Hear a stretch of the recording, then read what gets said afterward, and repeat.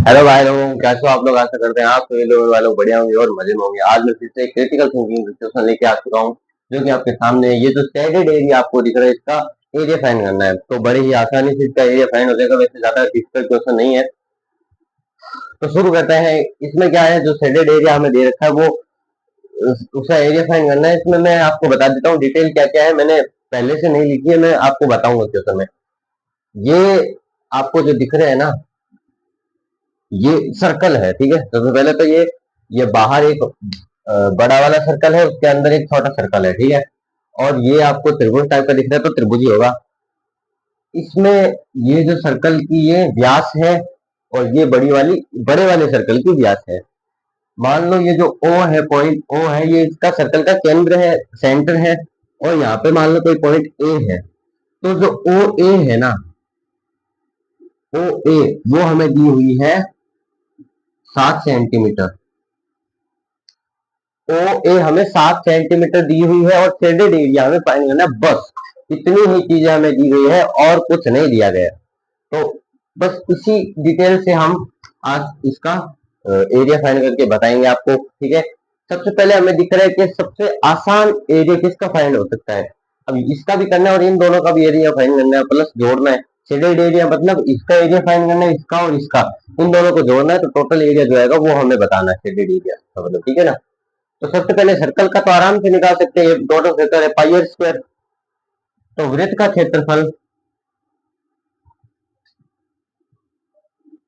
का क्षेत्रफल हमें आराम से पता है, पाई आर स्क्वायर होता है, ठीक है, पाई आर स्क्वायर। अब हमें ये पहचानना है कि इसमें आर क्या है। देखो, इस केंद्र से सरकमफ्रेंस तक सर्कल के, तो ये रेडियस ही दी गई हमें। लेकिन ये जो रेडियस है इस सर्कल के लिए, वो क्या हो जाएगी, व्यास हो जाएगा। त्रिज्या क्या हो जाएगी इस सर्कल के लिए, व्यास हो जाएगी। ये छोटा सर्कल है, ठीक है। तो हमें इस एक तरीके से इसका व्यास दिया गया है कितना, 7 सेंटीमीटर। त्रिज्या सेम रहती है सर्कल की, आपको पता है, ये भी 7 होगी, ये भी 7 होगी, ये भी 7 7 होगी। तो इसका जो व्यास है वो 7 दिया गया है, और व्यास का आधा क्या होती है, त्रिज्या। व्यास हमें कितना दिया गया है, 7। तो हमें तो चाहिए आर यानी त्रिज्या। तो व्यास हमें 7 है, तो 7/2 हमारी क्या हो जाएगी, त्रिज्या। ये आप सबको 10th लेवल तक पता होती है, ठीक है। तो पाई आर स्क्वायर वाला लगा दो। पाई आर की वैल्यू क्या हो जाएगी, 7/2 का स्क्वायर, सही है। तो क्या हो जाएगी, 49 पाई/4। ये जो आ गया अपना वृत्त का क्षेत्रफल, सेंटीमीटर स्क्वायर यूनिट, ठीक है। वृत्त का क्षेत्रफल आ गया। वृत्त का क्षेत्रफल हमने निकाल लिया, ठीक है। अब हमें इन दोनों का क्षेत्रफल चाहिए, ताकि हम टोटल जो शेडेड एरिया उसका क्षेत्रफल निकाल सके वृत्त में जोड़ के। तो इन दोनों का एरिया भी निकालना आसान है। इसका तो सबसे आसान था, इसलिए हमने पहले निकाले। इन दोनों का कैसे निकालोगे। देखो, आप इतने इतने पार्ट को भूल जाइए।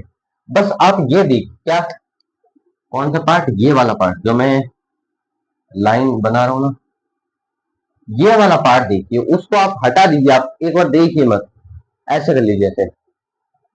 तो ये जो इसमें हमें क्या मिल रहा है, अर्धवृत्त, सेमी सर्कल जिसे हम कह सकते हैं, अर्धवृत्त हमें दिखाई पड़ रहा है। अगर मैं इस अर्धवृत्त में ये जो त्रिभुज है इसका क्षेत्रफल हटा दूं, तो बचा हुआ ही हमें चाहिए। बस यही करना है। तो इन दोनों को मैं बी मान लेता हूं, बी का क्षेत्रफल, बी का। अब मैं कहूंगा बी क्या है, तो बी का मतलब है इन दोनों का क्षेत्रफल। तो बी का क्षेत्रफल क्या हो जाएगा हमारे पास, बी का क्षेत्रफल बराबर क्या हो जाएगा हमारे पास, इस पूरी अर्धवृत्त, अर्धवृत्त का क्षेत्रफल। अर्धवृत्त का क्षेत्रफल में हम ये त्रिभुज का क्षेत्रफल हटा देंगे, यानी माइनस कर देंगे, माइनस त्रिभुज का क्षेत्रफल, क्षेत्रफल, ठीक है। इस बात से आप सहमत हैं सारे, कि भाई इस अर्धवृत्त में अगर ये मैं त्रिभुज हटा दूं, तो मुझे ये मिल जाएगा। डायरेक्टली ये फाइंड करना पॉसिबल नहीं है, ठीक है। तो अर्धवृत्त का क्षेत्रफल के लिए मुझे क्या चाहिए होगा, अर्धवृत्त का क्षेत्रफल क्या होता है, पूर्ण वृत्त का क्षेत्रफल पाई आर स्क्वायर होता है। तो अर्धवृत्त का बट्टे में 2 लगा दो, यानी अर्धवृत्त का क्षेत्रफल हमारे पास क्या हो गया, पाई आर स्क्वायर अपॉन में 2। और माइनस में त्रिभुज का क्षेत्रफल क्या होता है, 1/2 आधार इंटू ऊंचाई, ठीक है, ऊंचाई, आधार इंटू ऊंचाई। ऊंचाई इसकी क्या हो जाएगी, यानी इसकी ऊंचाई रेडियस होगी वृत्त की, जो कि है हमारे पास 7। 7 आधार पड़ा है, ऊंचाई बड़ी है, यानी इसमें कुछ फाइंड आउट भी नहीं करना है। तो हम जब इसको देखेंगे आगे आगे जो सॉल्व करेंगे, तो पाई आर स्क्वायर, आर कितनी है हमारे पास इसकी, बड़े वाले वृत्त की क्या कर रहे हैं हम, हाँ बड़े वाले वृत्त की बात कर लीजिए, तो बड़े वाले वृत्त की आर क्या है 7, तो ये क्या हो जाएगा 49, आर का स्क्वायर यानी 7 का स्क्वायर 49 पाई अपॉन में 2। अभी मैंने इसको सॉल्व किया है, माइनस लगाया, 1/3 क्यों किया, 1/2 होता है, तो बट्टे में 2 में यूं लिख सकता हूं, आधार, आधार यानी ये त्रिभुज का आधार कितना है, ये 7 है, तो ये इसकी डबल यानी 14, इंटू में ऊंचाई, ऊंचाई है अपनी 7। सभी सहमत है आप यहां से ये कटेगा 7 टाइम 7 बार, ठीक है, ये आ जाएगा। अब मैं इसको यहाँ पे सॉल्व कर देता हूं, तो क्या आ जाएगा,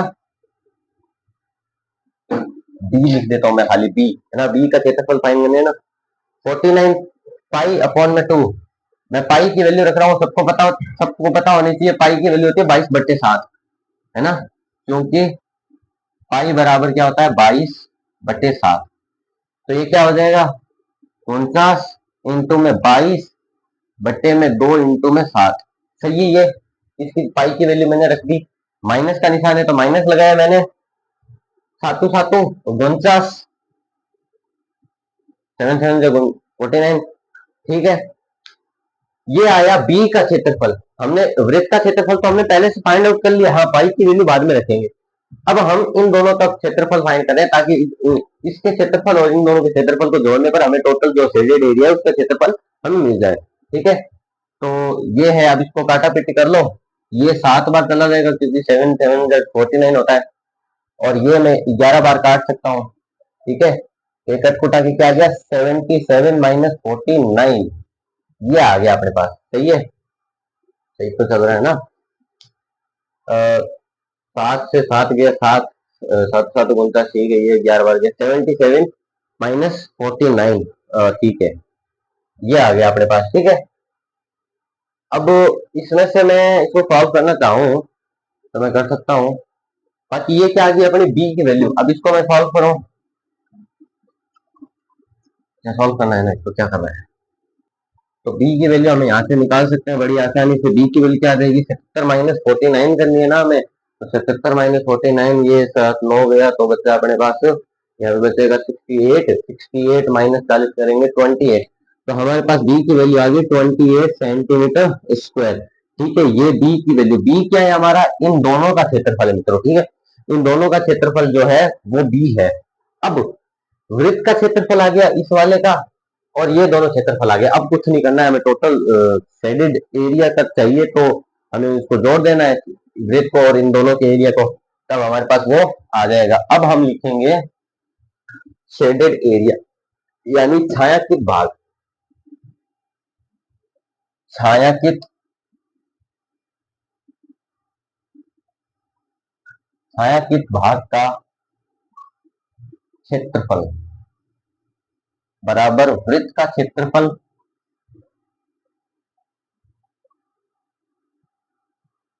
प्लस बी का क्षेत्रफल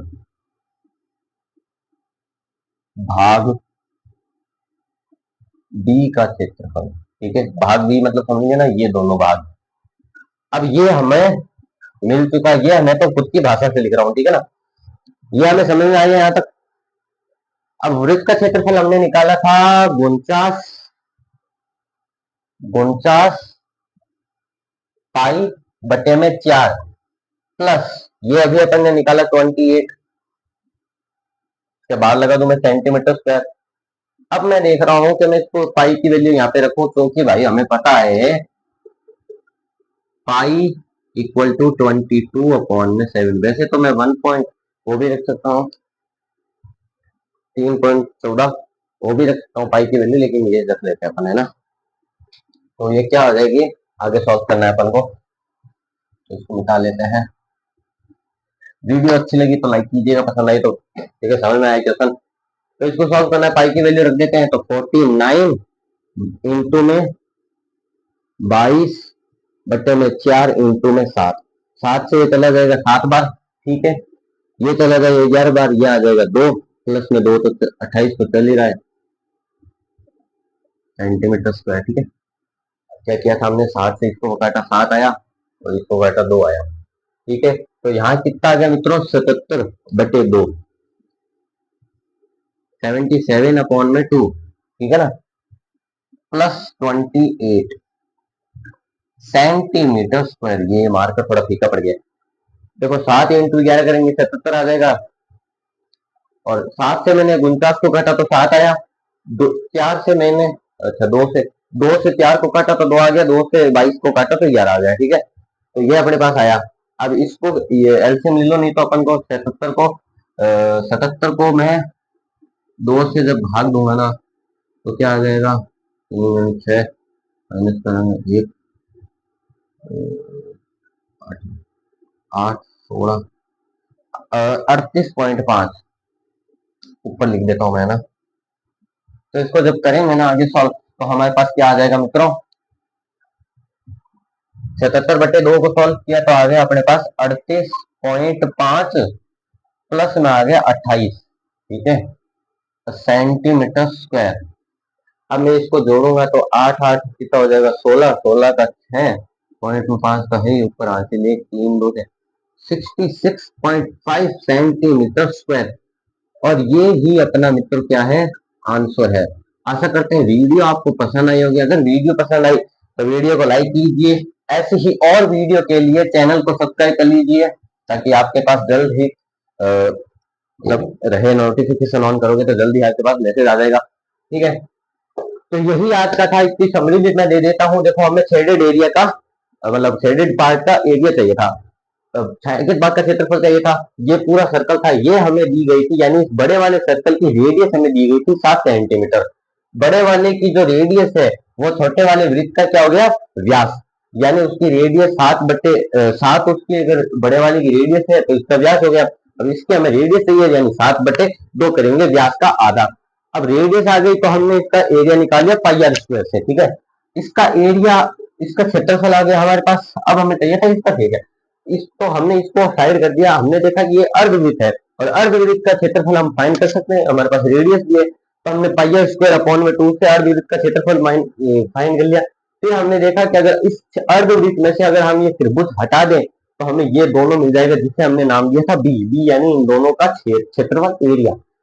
तो फिर अर्धवृत्त में से हमने हमारे पास इसकी ऊंचाई भी थी, आधार भी पता था, तो 1/2 आधार इंटू ऊंचाई से हमने अर्धवृत्त का सॉरी त्रिभुज का क्षेत्रफल निकाल लिया। अर्धवृत्त से त्रिभुज का क्षेत्रफल जैसे माइनस किया तो हमें बी की वैल्यू, यानी ये जो दो पार्ट आपको दिख रहे हैं शेडेड, इसका एरिया मिल गया। अब हमारे पास वृत्त का भी एरिया था और शेडेड पार्ट का भी एरिया था, तो बस इनको जोड़ना था, टोटल एरिया हमारे पास ये आया। अगर वीडियो समझ में आई तो वीडियो को लाइक कीजिएगा, अगली वीडियो के लिए इंतजार कीजिए, चैनल को सब्सक्राइब कीजिए। तो चलिए, धन्यवाद।